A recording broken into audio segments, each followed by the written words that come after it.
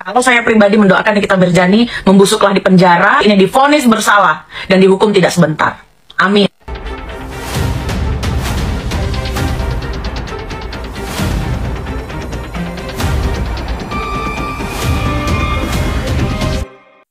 Emang dongo. Udah berapa?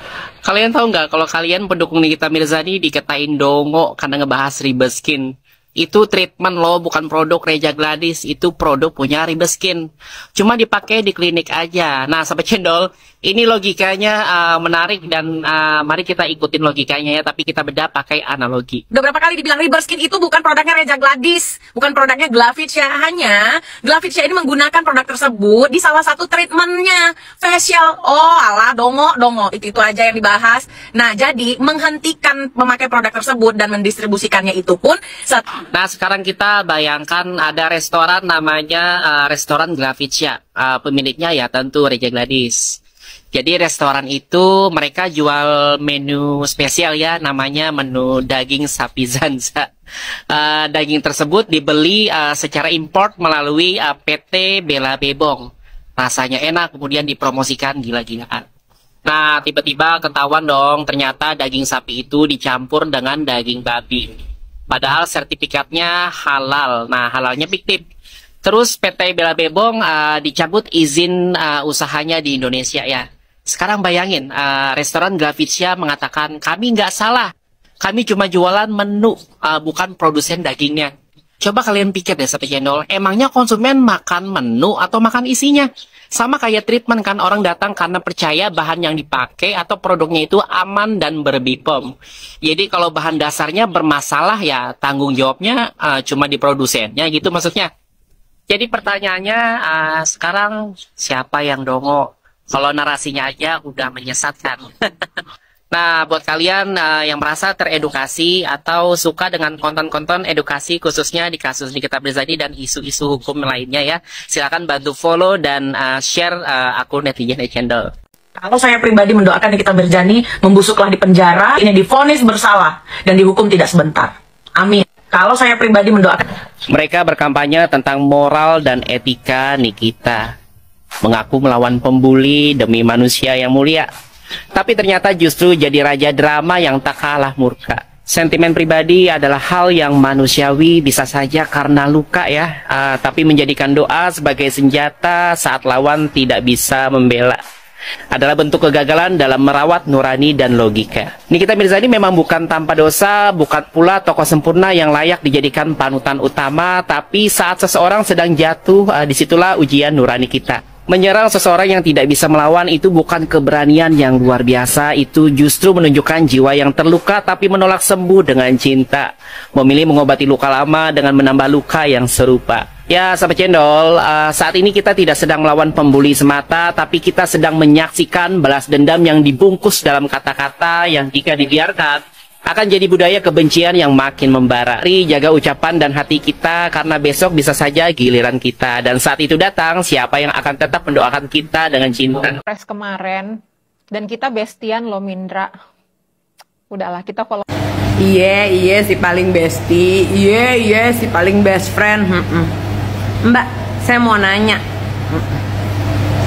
Mbak rakyat Indonesia bukan? Jadi sebelum gue bahas ya, ada yang nge-tag gue, terus gue dengerin nih Mbaks ngomong dan saya terbahak-bahak.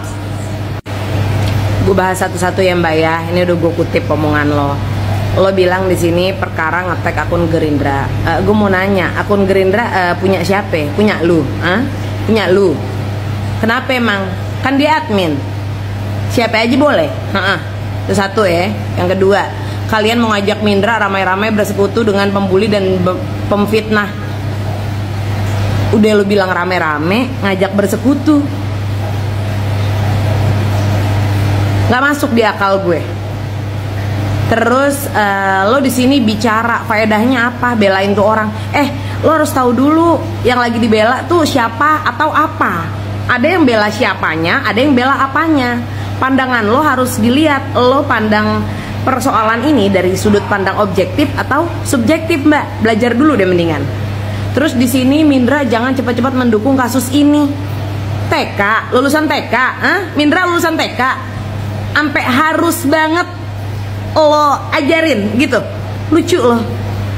Terus di sini lo sadar nggak sih kalau lo giring opini, versus publik, lo sadar nggak sih?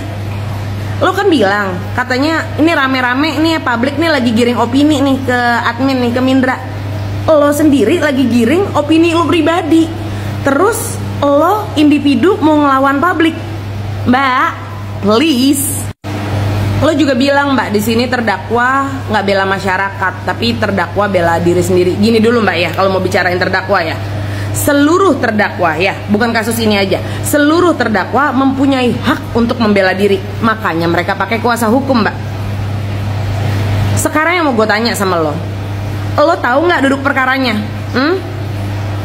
Apa lo lagi mendukung nih ketidakadilan yang terjadi di negara kita? Negara kita, negara gue, negara lo, negara siapa ya? Gini ya mbaknya, yang cantik jelita, yang behelnya bagus banget.